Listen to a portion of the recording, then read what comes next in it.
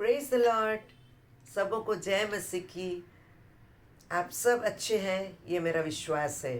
और सच में ये नया साल हमारे लिए क्या लेकर आया हम नहीं जानते, लेकिन हम उस सच्चे परमेश्वर को जानते हैं जो 2021 भी हमारे संग रहा और पूरे कोरोना काल में भी वो हमारे संग चलते चलते आज 22 में भी हमें लेकर आया। और जब मैं उसके वचन को अध्ययन कर रही थी और अब्राहम नाम का एक व्यक्ति परमेश्वर का भक्त था, जिसे परमेश्वर ने अपना मित्र कहा। ऐसा उसने क्या काम किया जिसके कारण परमेश्वर ने उसको अपना मित्र बना लिया। आज हमारी स्थिति कहाँ पर है? परमेश्वर ने अब्राहम को जब वो बूढ़ा हो गया था उस समय उसे एक पुत्र दिया था। उस पुत्र का नाम था इसहाक। और इसहाक को परमेश्वर देने के बाद ईश्वर कहता है तुम्हारा इकलौता पुत्र जो है इसहाक, उसे लेकर मोरिया पर्वत पर बलिदान करो। और अब्राहम वहाँ पर वो बात नहीं सोचता, अरे ईश्वर आप तो खुद मेरे को इतना साल बाद बच्चे दिए हैं और अभी मेरे को बोलते हैं उसको जाकर बलिदान कर दो। तो उसने कोई सवाल जवाब नहीं किया।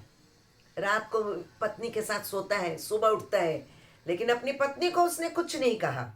चुपचाप सेवकों को लेता है, गधा लेता है, लकड़ी लेता है, छुरा लेता है और अपने बेटे को लेकर मोरिया पर्वत चला जाता है। जाते जाते रास्ते में जहाँ पर मोरिया पर्वत शुरू होगा वहाँ तक अपने सेवकों को कहता है आप लोग यहाँ पर रुको, मैं और मेरा बेटा ऊपर तक जाएंगे। और अपने बेटे को लेकर वहाँ तक बलि देने का सारा सामान लेकर वहाँ चला जाता है। और जब वहाँ पर वो बेदी के पास में बेदी पर अपने बेटे को बांधकर आंखों में पट्टी बांधने से पहले उसका बेटा बोलता है बलि का तो सारा सामान है, पर बलि का मेमना कहाँ है? जिस पशु को आप बलि करोगे वो कहाँ है? तो उसने कहा यहोवा उपाय करेगा। कितना विश्वास था उसका! जिस परमेश्वर को उसने देखा नहीं था उस पर उसका इतना भरोसा था, इतना विश्वास था। और वो अन्य जाति देश से आया हुआ था, फिर भी उसका विश्वास, आंख मूंद कर उसने इस पर विश्वास किया। और मोरिया पर्वत पर जब उसने अपने बेटे को बांधकर छुरा उठाया मारने के लिए, स्वर्ग से आवाज आई अपने हाथ को रोक रख। और तब वो पीछे घूम कर देखता है, झाड़ियों में एक मेमना फंसा हुआ है, एक भेड़ का बच्चा फंसा हुआ है। और वो उसको वहां से निकाल कर अपने बेटे को खोलता है और उस भेड़ को वहां पर बलि देता है। हमारा यहाँ पर कहने का ये तात्पर्य है कि मनुष्य अपने कर्मों के द्वारा अपने विश्वास को दिखाता है। उसने परमेश्वर पर विश्वास किया, लेकिन उसने कामों के द्वारा इस बात को प्रकट किया। जब याकूब उसका 2 अध्याय 21 पद में मैं पढ़ रही थी, जब हमारे पिता अब्राहम ने अपने पुत्र इसहाक को वेदी पर चढ़ाया तो क्या कर्मों से वो धार्मिक न ठहरा था? अतः तूने देख लिया कि विश्वास ने उसके कामों के साथ मिलकर प्रभाव डाला। विश्वास और काम दोनों साथ साथ चलते हैं। हम कहते हैं हम विश्वास करते हैं और उसके अनुसार काम नहीं करते हैं तो हम झूठे हैं, क्योंकि कर्मों से विश्वास सिद्ध हुआ। जब हम विश्वास के अनुसार काम को करते हैं तब हमारा काम भी कर्मों के अनुसार, हमारा विश्वास प्रूफ होता है। 23 पद में, और पवित्र शास्त्र का यह वचन पूरा हुआ कि अब्राहम ने परमेश्वर का विश्वास किया और यह उसके लिए धर्म गिना गया।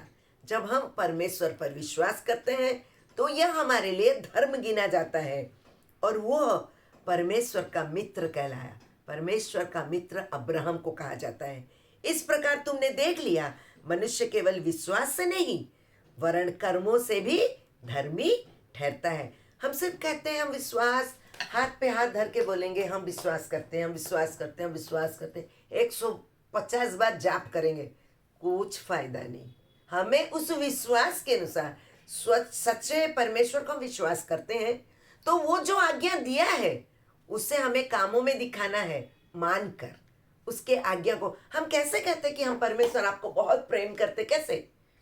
200 रुपया देकर? 2,000 रुपया देकर या 20,000 रुपया देकर। नो, हम परमेश्वर ने हमें कुछ व्यवस्था दी है, विधियां दी है, नियम दिए हैं। हर परिवार का एक डिसिप्लिन होता है, अनुशासन होता है। परमेश्वर, जो हम मनुष्य पाप में गिर गए, हमने अपने जीवन को बिल्कुल बेडौल बना दिया।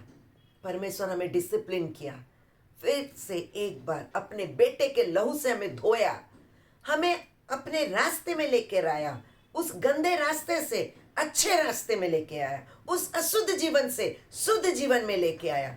कब, कैसे? जब हमने उस परमेश्वर पर विश्वास करके यीशु के लहू पर विश्वास किया और अपने गुनाहों को उस यीशु के पास में मान लिया कि प्रभु यीशु मसीह, मैं विश्वास करता हूँ, करती हूँ कि आपने मेरे गुनाहों को धो दिया। और तब परमेश्वर पर जो हमने विश्वास किया उसके अनुसार हमारा जीवन बदल गया। हम अपने जीवन में उन कार्यों को नहीं करते रहे जो पहले करते थे, उन गुनाहों को नहीं करते हैं जो पहले करते थे, क्योंकि पवित्र आत्मा हमें धार्मिकता और पाप के विरुद्ध निरुत्तर करता है। ऐसा यूहन्ना उसका 14 अध्याय 15 अध्याय में जब हम पढ़ते हैं, 17 अध्याय तक बहुत सुंदर तरीके से एक्सप्लेन हुआ है। आने वाले दिनों में हम उसके विषय में भी बातें करेंगे। तो हमारा विश्वास कामों में दिखना चाहिए। हम कहते हैं ईश्वर ने हमें प्रेम किया और उसके अनुसार हमारे कार्य अगर नहीं रहेंगे, कि हम भी अगर रिटर्न में उसको प्रेम नहीं करेंगे, कैसे प्रेम करेंगे? उसने जो विधि हमें बताई, जो नियम बताए, ऐसा नहीं करना चाहिए, हमें नहीं करना है, ये पाप है, इसके बारे में हमें पवित्र आत्मा बताता है, तो हमें उसके विरुद्ध वो निरुत्तर करता है, तो वो हमें बताता है हमें उस काम को नहीं करना है। ओबीडियंसी हमारे जीवन में जरूरी है, उस बात को मानना। तब हम कहते हैं हाँ, हम सचमुच में परमेश्वर को प्रेम करते हैं, अपने कुम्हार को प्रेम करते हैं, क्योंकि हम मिट्टी के बर्तन हैं। जो कुम्हार है वो अपने मिट्टी के बर्तन को जैसा चाहता है वो शेप देता है, और जो बर्तन शेपलेस होता है उसे वो तोड़कर चूर चूर कर देता है। हम किस तरह के मिट्टी के बर्तन हैं? हम किस तरह के बर्तन हैं?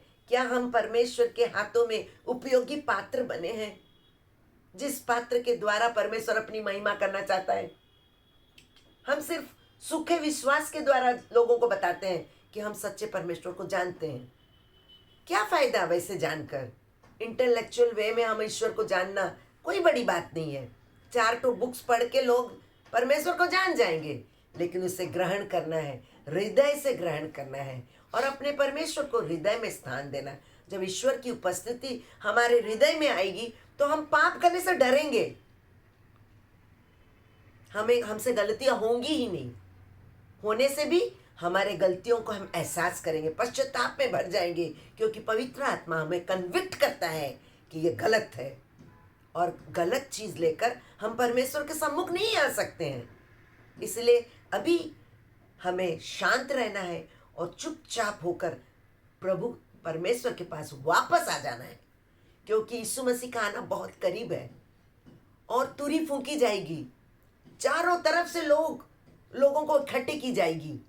स्वर्गदूत आएंगे और लोगों को इकट्ठा करेंगे, भले बुरे को अलग करेंगे। जिसने भी यीशु के लहू को अपने जीवन में ले लिया है, उसे वो उस राज्य के भागी होने के लिए अलग किया जाएगा, और जिसने यीशु को अपमान किया, उसे नहीं माना, बोला नहीं मुझे नहीं चाहिए, वो उस समय बाएं तरफ की लोगों में चले जाएगी, जिसके कारण उसे नरक जाना पड़ेगा। ये वचन कहता है।